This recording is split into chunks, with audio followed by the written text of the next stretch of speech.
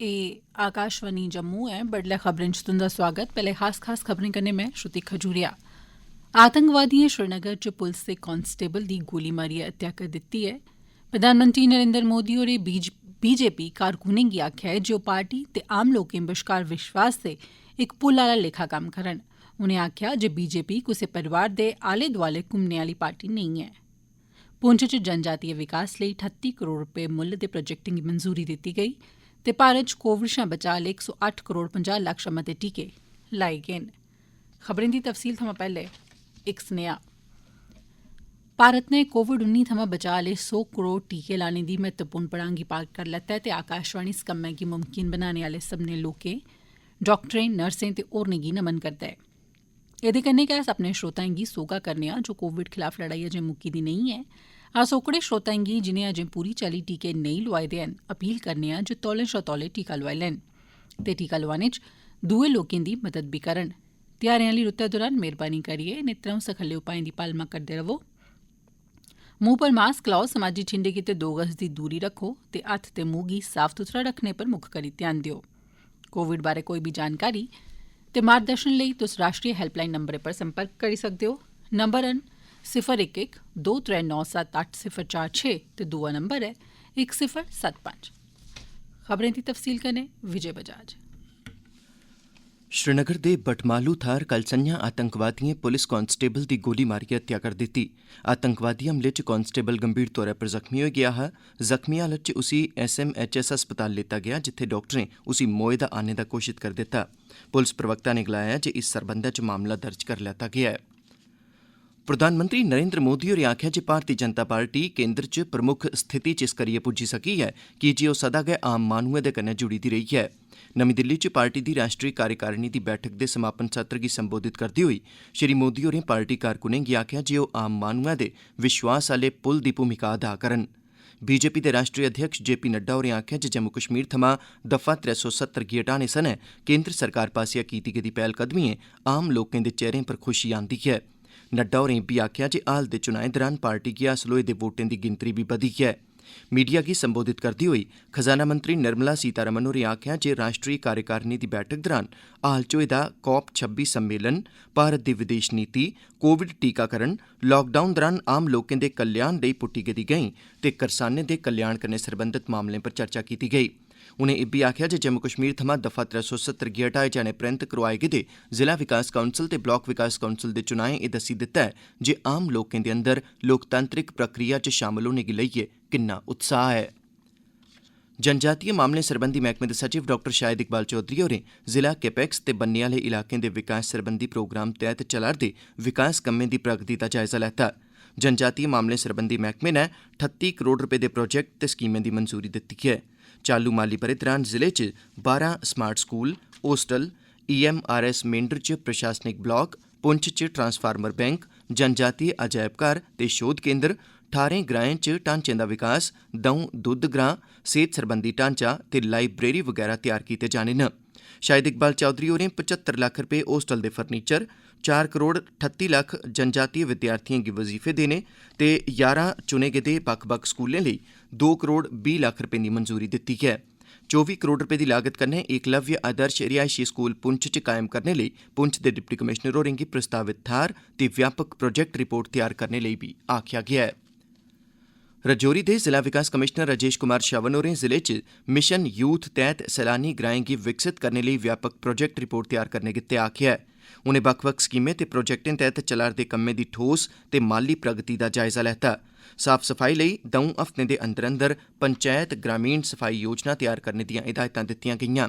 नौजवानें गी ग्रामीण अर्थबवस्था गी बेहतर बनाने ते उनेंगी रोजगार देने लेई जिला विकास कमिशनर होरें ग्रामीण विकास मैह्कमा, बैंक ते DIC गी हिदायत कीती जे ओह् 10 नौजवानें दी हर पंचैत स्हाबै तलाश करन। उपराष्ट्रपति M वैंकेया नायडू होरें आखेआ जे भारत दे राई-बाई सैक्टर नै महामारी दी स्थिति दौरान बी सकारात्मक विकास दर्ज कीता ऐ। बिहार च इक सम्मेलन गी संबोधित करदे होई श्री नायडू होरें आखेआ जे देसै दे करसानें विपदा दे समें दौरान फसलें दी रिकार्ड पैदावार करियै बड़ा सराह्नेजोग कम्म कीता। उपराष्ट्रपति होरें राई-बाई सैक्टर गी मुनाफाबख्श ते टिकाऊ बनाने आस्तै ठोस जतन कीते जाने दा आह्वान कीता ऐ। उनें आखेआ जे अपने पराने तौर तरीकें गी बदलियै अस घट्ट रकबे पर मता झाड़ पैदा करने जोग बनी सकने आं। उनें रिवायती ज्ञान ते आधुनिक टैक्नोलोजी बश्कार असरदार तालमेल स्थापित करने दी जरूरतै पर जोर पाया। नायडू होरें राई बाई यूनिवर्सिटिएं गी आखेआ जे ओह् करसानें दे कल्याण सरबंधी शोध उप्पर ध्यान केंद्रित करन।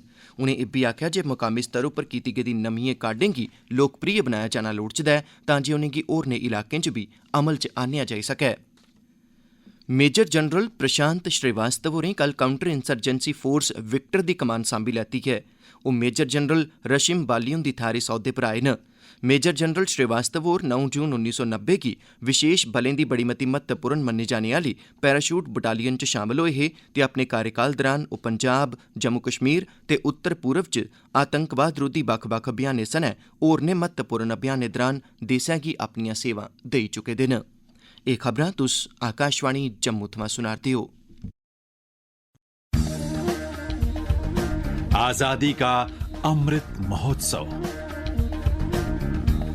आकाशवाणी जम्मू दा क्षेत्रीय समाचार एकांश जम्मू यूनिवर्सिटी दे डिपार्टमेंट ऑफ स्टूडेंट्स वेलफेयर दे सहयोग कन्नै पेश करदा है आजादी का Amrit Mahotsav quiz India at 75। अज्जै दा सवाल है, स्वराज मेरा जन्मसिद्ध अधिकार है और मैं इसे लेकर रहूंगा।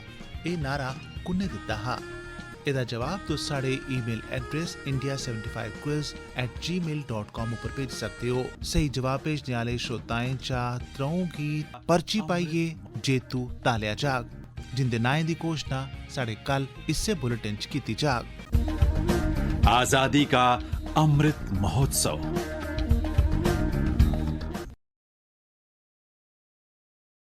बाकी दियां खबरें कन्नै श्रुति खजूरिया। नोवेल कोरोना वायरस दे जम्मू कश्मीर थमां कल 165 नमें मामले सामने आए। इंदे चा 9 मामले जम्मू खित्ते थमां ते 156 कश्मीर खित्ते थमां हे, जेह्दे मगरा कोविड दे कुल तस्दीकशुदा मामले दी गिनतरी 3,33,076 होई गेई ऐ। कोविड दे 103 होर मरीजें दे नरोए होई जाने परैंत उनेंगी बक्ख-बक्ख अस्पतालें थमां छुट्टी दे दित्ती गेई।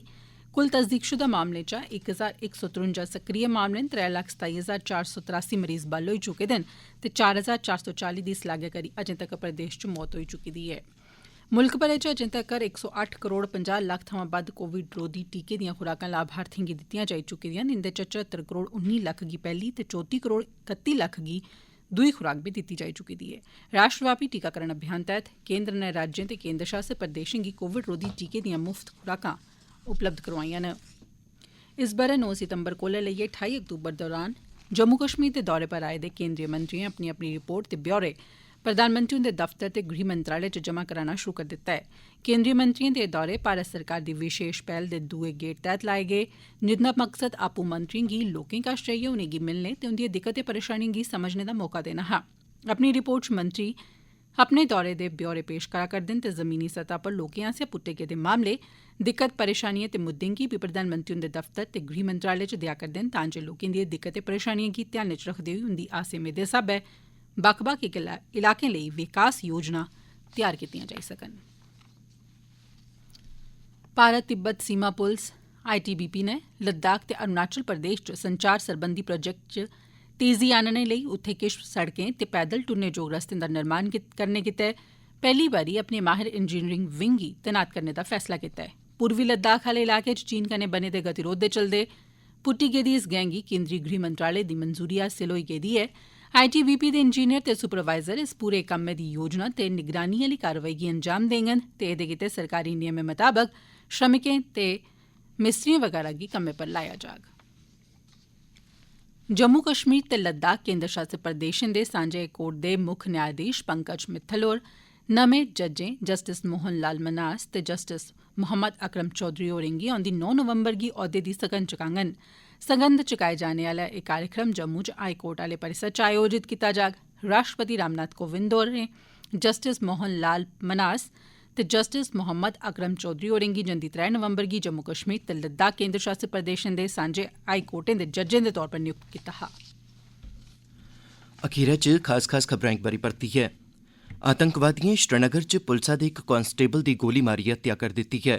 प्रधानमंत्री नरेंद्र मोदी होरें बीजेपी कारकुनें गी आखेआ ऐ जे ओह् पार्टी ते आम लोकें बश्कार विश्वास दे इक पुल आह्ला लेखा कम्म करन। उनें आखेआ जे बीजेपी कुसै परोआर दे आले दुआले घुम्मने आह्ली पार्टी नेईं ऐ। पुंछ च जनजातीय विकास लेई 38 करोड़ रपे मुल्लै दे प्रोजेक्टें गी मंजूरी दित्ती गेई ऐ ते भारत च कोविड शा बचाऽ आह्ले 108 करोड़ 50 लक्ख शा मते टीके लाई दित्ते गे न। एह्दे कन्नै गै खबरें दा एह् बुलेटिन समाप्त हुआ।